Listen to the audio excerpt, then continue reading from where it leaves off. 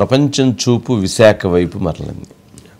అంటే యోగాలో భాగస్వామ్యం అయ్యేటువంటి ప్రతి ఒక్కరు కూడా ప్రపంచంలో ఉన్నటువంటి వాళ్ళందరూ దేశం మొత్తం ఎవరైతే యోగాని ఫాలో అవుతూ ఉంటారో వాళ్ళందరూ కూడా ఒక్కోసారి విశాఖ నగరం వైపు చూశారు. అసలు ఏంటి సాధ్యం అవుతుందా, 3 లక్షల మందితో సాధ్యం అవుతుందా, అసలు అలాంటి రికార్డు ఉంటుందా, అది జరుగుతుందా అనేటువంటి అనేకమైనటువంటి ప్రశ్నలు ఉన్నాయి. ఆ ప్రశ్నలన్నిటినీ అధిగమించి 3,02,000 మందితో గిన్నీస్ బుక్ ఆఫ్ వరల్డ్ రికార్డ్ని సొంతం చేసుకుంది విశాఖ. గతంలో 1,35,000తో గిన్నీస్ బుక్ ఆఫ్ రికార్డు ఉంటే ఈసారి 3,02,000 మందితో ప్రత్యక్షంగా పరోక్షంగా 2 కోట్ల మంది, దాంతో గిన్నీస్ బుక్ ఆఫ్ వరల్డ్ రికార్డ్కి సొంతమైంది. అయితే ఇక్కడే మనం గమనించాలి, ఆయుష్ డిపార్ట్మెంట్ వాళ్ళు ఢిల్లీ నుంచి వచ్చారు. వాళ్ళు వచ్చి ఏర్పాట్లు జనరల్గా నేను విశాఖలో ఉన్నాను కదా, వాళ్ళు కూడా నేనున్న దగ్గరే ఆ హోటల్లోనే ఉన్నారు. ఆ సందర్భంగా వాళ్ళు పక్కన కూర్చొని బ్రేక్ఫాస్ట్లో మాట్లాడుకుంటున్నారు. ఏంటిది ఆయన చెప్పారట్లుంది కానీ అయినా అసలు ఎట్లా ఇద్ది, ఒక 50,000 మంది వస్తారా, 30,000 మంది వస్తారా అని ఇంకెవరినో డిస్కస్ చేస్తూ ఉన్నారు. వాళ్ళు కన్విన్స్బుల్గా చెప్తున్నారు, లేదండి సిబిఎన్ ప్లాన్ చేస్తే చాలా బిగ్ ప్లాన్ ఉంటుందండి అని చెప్పని అంటున్నారు. సరే, ఈరోజు కార్యక్రమం జరిగింది. కార్యక్రమం అయిపోయిన తర్వాత నేను మరలా అదే హోటల్కి టిఫిన్కి వెళ్ళాం. సరే, టిఫిన్కి వెళ్ళేటప్పుడు వాళ్ళ పక్కన కూర్చొని ఉంటే వెళ్ళి జనరల్గా ఏంటండి వాట్ ఈజ్ యువర్ ఫీడ్బ్యాక్ అంటే 2 మాటలతో చెప్పారు, మిరాక్యులస్ అండి, సిబిఎన్ ఈజ్ గ్రేట్, ఇది వండర్ఫుల్ అని చెప్పని ఇక వాళ్ళు ఇక ఆపకుండా ఆయన ప్రశంసతో ముంచెత్తుతూ ఉన్నారు. అసలు ఇట్లాంటి ప్రోగ్రామ్ని ఎంత బాగా ఎంత ఇదిగా ఆర్గనైజ్ చేయొచ్చా, ఉదయం 3 గంటలకి దాదాపు 40,000 50,000 మంది 3 గంటలకు వచ్చి కూర్చొని ఉన్నారు. మరి అట్లా ఉన్నారండి. అసలు మేము అసలు ఇది అవుతుందా, అసలు సాధ్యం అవుతుందా అని మేము అనుకున్నాము. కానీ నిజంగా ఒక అద్భుతం అండి. ఆయన చంద్రబాబు నాయుడు గారు, పవన్ కళ్యాణ్ గారు, లోకేష్ గారు ఇక్కడ ఎవరైతే పనిచేశారో వాళ్ళు అన్నది ఇక్కడ పనిచేసినటువంటి టీం కూడా అద్భుతం అండి.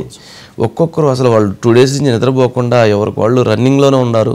సిబిఎన్ గారు కాల్ అంటారు, మీటింగ్ అంటారు, అక్కడ కలెక్టర్ కాన్ఫరెన్స్ అంటారు, కలెక్టర్ మీటింగ్ అంటారు, అట్లా కమాండ్ కంట్రోల్ రూమ్ అంటారు, అక్కడ కూడా కమాండ్ కంట్రోల్ రూము, ఇక నా రన్నింగ్లోనే ఉన్నారండి అని చెప్పి వాళ్ళు చెప్తుంటే ఆశ్చర్యంగా అనిపించింది.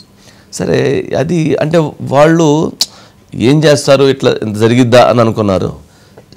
కానీ వాళ్ళకి సుసాధ్యం, చంద్రబాబు నాయుడు గారు అనుకుంటే అది ఏదైనా సుసాధ్యం అని చెప్పని అర్థం. అయితే చంద్రబాబు నాయుడు గారు చేసినటువంటి ఈ యోగా డే దీన్ని మోదీ గారు లోకేష్ గారికి అంకితం చేశారు. జనరల్గా మోడీ గారు ఎవరిని అలా పొగట్టం ఉండదు, కానీ మోడీ గారు లోకేష్ గారిని 1 2 3 సార్లు అక్కడ ప్రశంసించారు. స్పీచ్లో ఆయనకున్న స్పీచే చాలా తక్కువ, ఎవరిదైనా కానీ 10 నిమిషాలు 12 నిమిషాలు, బాబు గారిది 5 మినిట్స్ 6 మినిట్స్, పవన్ కళ్యాణ్ గారిది 4 మినిట్స్ అట్లా ప్లాన్ చేశారు. అది ఆ టైం కూడా ఆయన అద్భుతంగా దాన్ని లోకేష్ గారి గురించి చెప్పారు. అసలు లోకేష్ గారి గురించి ఏమన్నారు ఒకసారి ఆ బైట్ ప్లే చేయండి ఉంటే అందరు రెడీగా. ఆ కామెంట్స్ రావడంతో ఒక్కసారిగా మోడీ గారి ప్రశంసతో లోకేష్ గారిని ఒక్కసారి వైఎస్ఆర్సీపీ పార్టీ డేలా పడిపోయే పరిస్థితి, ఒకసారిగా జగన్మోహన్ రెడ్డి గారు షాక్ అయ్యే పరిస్థితి. ఎందుకంటే ఢిల్లీలో లోకేష్ గారి బలం పెరుగుతూ ఉంది, మోదీ గారు అమిత్ షా గారు పూర్తిగా లోకేష్తో కనెక్ట్ అయిపోతున్నారు అనేది మనం చూస్తున్నాం గత కొద్ది రోజులుగా. 2.5 గంటల పాటు మోదీ గారు డిన్నర్ మీటింగ్ లోకేష్ గారితో జరగటం, ప్రతి సందర్భంలో ప్రతిసారి ఢిల్లీ వెళ్ళినప్పుడు లోకేష్ గారు అమిత్ షా గారితో 1 to 1 కూర్చొని మాట్లాడటం, ఇలాంటివన్నీ జరుగుతూ ఉంటే అరే తను చాలా స్ట్రాంగ్ అయిపోతున్నాడు ఢిల్లీలో, ఢిల్లీ రాజకీయాల్లో తను చాలా కీలక భాగస్వామ్యం చేస్తున్నారనేది చర్చ జరుగుతూ ఉంది. ఎప్పుడైతే అక్కడ స్పీడ్ అవుతున్నాడో జగన్మోహన్ రెడ్డి గారు షాక్ పోతున్నట్లే. అలాంటిది అంత పబ్లిక్గా అంత వేదికగా ప్రపంచం మొత్తం చూస్తున్నటువంటి యోగా డేలో ఆయన 1కి 3 సార్లు చెప్పి ప్రశంసించారంటే ఆయన ఏ విధంగా అయినటువంటి మెసేజ్ ఇచ్చారనేది అర్థం చేసుకోవచ్చు. ప్లీజ్. मैं चंद्रबाबू नायडू गारू और पवन कल्याण गारू को बधाई देता हूं. आपके नेतृत्व में आंध्र प्रदेश ने योगांध्रा अभियान का एक शानदार इनिशिएटिव लिया। मैं विशेष तौर पर नारा लोकेश गारू के प्रयासों की भी विशेष प्रशंसा करना चाहता हूं।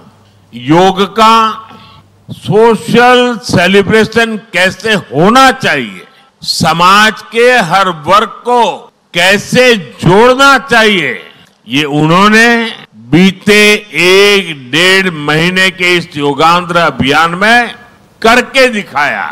और इसके लिए भाई लोकेश अनेक अनेक बधाई के पात्र है। और मैं तो देशवासियों को भी कहूंगा कि ऐसे अवसरों को किस प्रकार से सामाजिक स्तर पर गहराई से ले जाया जा सकता है, भाई लोकेश ने जो काम किया है उसको एक नमूने के रूप में देखना चाहिए। అదే దేశం మొత్తానికి ఒక నమూనాగా చూపించారు, విశేషమైన కృషి చేశారు దీని సక్సెస్కి. అది ఆయన అని చెప్పని లోకేష్ గారిని ప్రశంసించడం నిజంగా అక్కడ ఆయన పేరు చెప్పి అట్లా ప్రశంసిస్తూ ఉంటే తెలుగుదేశం పార్టీ లీడర్లు కూడా ఆశ్చర్యపోయారు. ఏంటి ఒకసారి 3 సార్లు చెప్పేస్తున్నాడు మోడీ గారు, ఏంది లోకేష్ గారితో అంత. జనరల్గా ప్రధాని గారు ఒకసారి చెప్తారు, అట్లాంటిది 3 సార్లు పేరెత్తి సంభాషించి ఆ ప్రశంసలు చేయడంతో ఒకసారి తెలుగుదేశం పార్టీ లీడర్లు కూడా ఒకసారి షాక్ అయ్యారు. అరే ఎంత కనెక్ట్ అయ్యాడు, మొన్న పోయిన డిన్నర్ మీటింగ్ తర్వాత ఆయన ఎంత దగ్గరికి వెళ్ళగలిగాడు అనేటువంటిది వాళ్ళకి ఒక క్లారిటీ వచ్చింది. సరే ఏదేమైనా కానీ ఇవాళ జరిగినటువంటి యోగాంధ్రకు సంబంధించి 2 రికార్డులు వచ్చినాయి గిన్నిస్ బుక్ ఆఫ్ వరల్డ్ రికార్డులో. 22,000 మంది గిరిజన స్టూడెంట్స్ తోటి వాళ్ళు చేసినటువంటి 108 నిమిషాల్లో 108 సూర్య నమస్కారాల్లో ఒక గిన్నిస్ రికార్డు వచ్చింది. అట్లాగే 3,02,000 మందికి పైగా అక్కడ పార్టిసిపేట్ చేయడంతో మరొక గిన్నిస్ రికార్డ్ని సొంతం చేసుకుంది. సరే ఈ 2 సొంతం చేసుకున్నటువంటి దీంట్లో ఒక బాగా విమర్శ ఒకటి చెలరేగుతూ ఉంది. ఆ విమర్శ ఏంటంటే రాజకీయపరమైనటువంటి విమర్శ. ఎందుకు దీనికి ఇంత ఖర్చు పెట్టాలి, 100 కోట్లు ఖర్చు పెట్టారట, ఎందుకు 100 కోట్ల రూపాయలు ఖర్చు పెట్టాలి, ఇది బాగా ఫైర్ అవుతుంది, మాట్లాడుతున్నారు చాలామంది. సరే రాస్తున్నారు కొన్ని పత్రికలు కూడా. ఈ 100 కోట్ల రూపాయల్లో 75 కోట్ల రూపాయలు కేంద్రానివ్వండి. మ్యాట్స్ కానీ 5 లక్షల మ్యాట్లు, టీషర్ట్లు ఇచ్చారు 4,90,000 టీషర్ట్స్ కానీ, అట్లాగే వాటికి సంబంధించిన ఏర్పాట్లకు సంబంధించింది కానీ మొత్తంగా ఇది మొత్తం సెంట్రల్ గవర్నమెంట్ ఫండ్. 75 కోట్ల రూపాయలు మనం గనక ఏపీలో తీసుకొచ్చే ఖర్చు పెట్టకపోతే అవి ఇతర రాష్ట్రాలకి ఏదో ఒక రాష్ట్రానికి ఇచ్చేసి ఖర్చు పెట్టించుకుంటారు. యోగాడే ఎక్కడెక్కడ తిరిగిద్ది. కానీ 75 కోట్ల కేంద్రాన్ని 25 కోట్ల రూపాయలు రాష్ట్ర ప్రభుత్వాన్ని సుమారుగా అనుకుందాం. సుమారుగా మరి 75 కోట్లు వాళ్ళు ఇచ్చినప్పుడు 25 కోట్ల రూపాయలతో మనం ఖర్చు పెట్టి దాన్ని అంత పెద్ద ప్రోగ్రామ్ చేయడం మంచిదా, లేక అమ్మో 25 కోట్ల రూపాయలు మనం పెట్టాలని చెప్పి వేరే రాష్ట్రంలో మీరు చేసేసుకోండి, మాకు ఎట్లా మేము చేయమని చెప్పని వదిలేయటం మంచిదా, ఏది మంచిది అనేటువంటిది ప్రజలు ఆలోచించాలి. ఇక్కడ యోగా వలన మంచి ఏంటి చెడు ఏంటి, యోగా వలన మంచి ఏంటి చెడు ఏంటి అనేటువంటి ఒక్క మాట చెప్పాలంటే, యోగా చేయటం వలన ఏది మన భారత హిస్టరీలో అసలు యోగాని తీసుకొచ్చింది మనం, దాన్ని ప్రపంచానికి పరిచయం చేసింది మనం, దానివలన జరిగేటువంటి ఉపయోగాలు అంటే ఆరోగ్యము, మానసిక ప్రశాంతత, లేక మన కార్యాచరణ దృష్టి కేంద్రీకరణ, ఇట్లా ప్రతి అంశంలో కూడా ఎంతో ఉపయోగకరంగా యోగా ఉంది. అందుకని యోగా చేయటం వల్ల మనకు వచ్చిన ఖర్చు లేదు. మనం ఏముంది, ఓ మ్యాట్ వేసుకుని ఇంట్లో కూర్చొని చేసుకోవచ్చు, చెట్టు కింద కూర్చొని చేసుకోవచ్చు, ఎక్కడైనా మనకి కంఫర్ట్గా ఉన్న ప్లేస్ పార్క్లో కూర్చొని చేసుకోవచ్చు. యోగా వలన ఒక జిమ్కి పోతే డబ్బులు కట్టాలి, లేదా ఇంకో దగ్గరికి వెళ్తే డబ్బులు కట్టాలి, లేదా గేమ్స్కి వెళ్తే డబ్బులు, కానీ దీనికైతే లేదు కదా, ఎక్కడైనా చేసుకోవచ్చు. అందుకని ఖర్చు లేదు. నెంబర్ 1. నెంబర్ 2 ఆరోగ్యం. నెంబర్ 3 మానసిక ప్రశాంతత. ఇట్లా చాలా సౌలభ్యాలు యోగాకు ఉన్నాయి.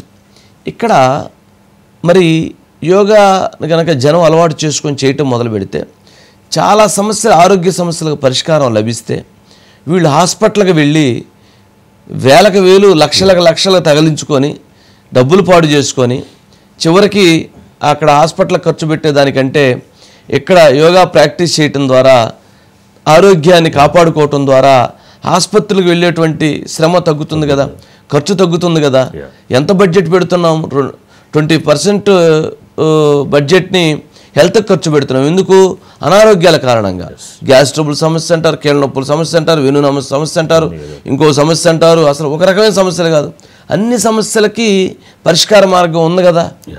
మరి హాస్పిటల్కి వెళ్లకుండా ఆరోగ్యాన్ని కాపాడుకోవటానికి ప్రతి ఒక్కరూ ట్రైనింగ్ తీసుకోండి, చైతన్యం పొందండి, భాగస్వామ్యం కాండి అని ఖర్చు పెడితే అది తప్పు అవుతుందా?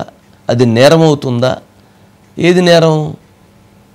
లిక్కర్ కేసులో లిక్కర్ని కల్తీ చేసి జనానికి తాగించడం నేరం అవుతుంది కదా.